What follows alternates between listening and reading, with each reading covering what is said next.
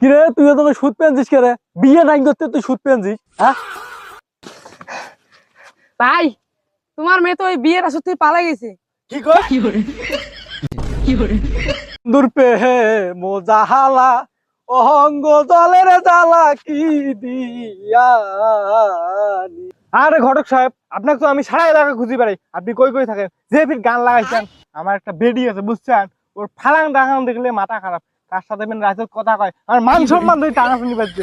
একটা বিয়ে করেন তো, একটা ছেলে দেখেন, ও বিয়ে দিয়ে দেবো, নাহলে আমার মান সম্মান সুখ শেষ হয়ে যাবে।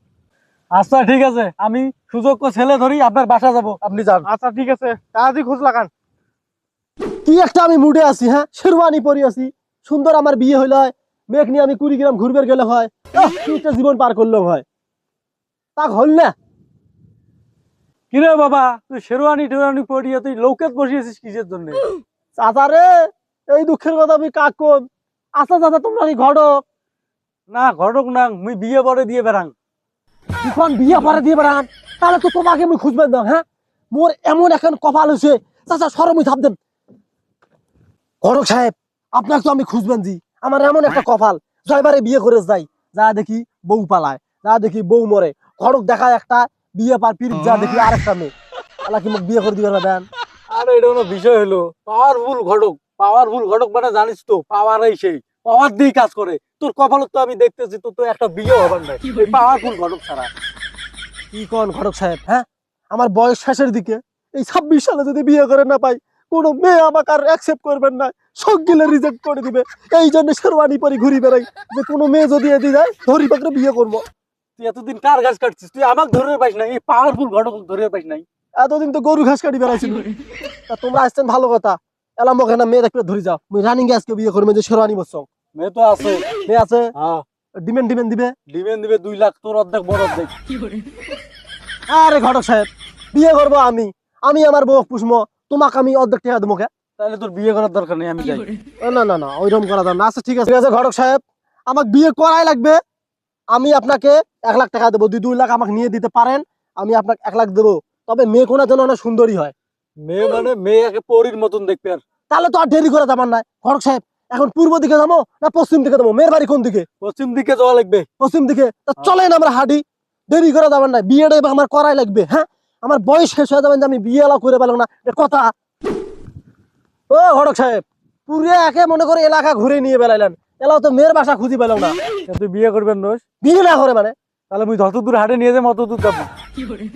না ঠিক আছে, তাহলে চলো, ছাড়ে নিয়ে যাবেন আমাকে, আমি ছাড়ে যাবো, বিয়ে আমার করাই লাগবে, বিয়ে এবার মিস করা যাবার নয়, বয়স আমার শেষের দিকে। কিরে তুই তোকে সুদ পেয়েছিস কে রে? বিয়ে নাই করতে তুই সুদ পেয়েছিস? হ্যাঁ আরে ঘটক, পুরো চর বাড়ি আমার হাটে বেড়ালেন। হ্যাঁ, আমার শরীরে তো চলবেন যে না, আমি বিয়ে করবো কেমন করি? হ্যাঁ, আরো কত দূর মেয়ের বাড়ি? আরো নয় 14 মাইল আছে, আরো তোকে যাওয়াই লাগবে। বিয়ে করবি না করবি সেটা কথা কও। আরে সমস্যা নাই, 14 মাইল খেয়ে যদি 30 মাইল আরো যাওয়া লাগে, তারপরে আমি যাবো, চলেন।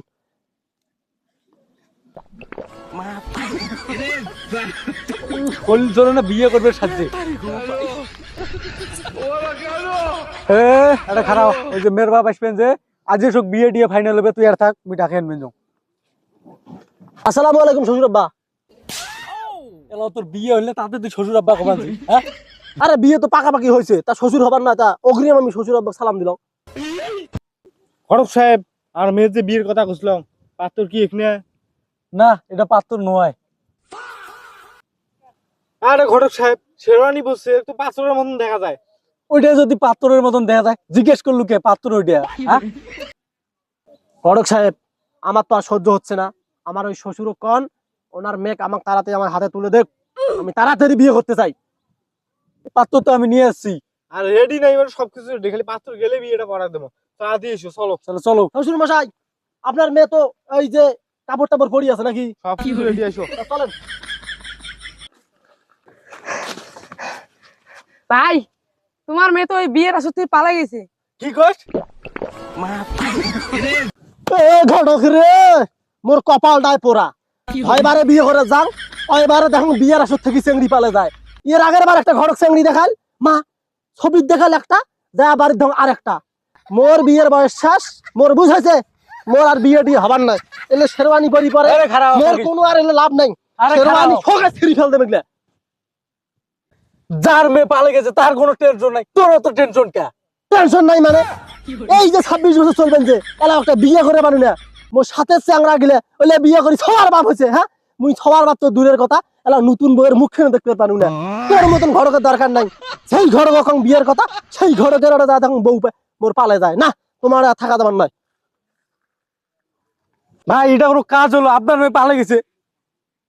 আরে ভাই ওটা না, এটা সত্যি কে? আপনার জন্য 1 লাখ টাকা আমার লস হয়ে গেছে, আপনার মেয়ে পালে গেছে। 1 লাখ টাকা 1 লাখ টাকা মোর বই পালে গেছে, সে টেনশনে বাসন নেই, 1 লাখ টাকা।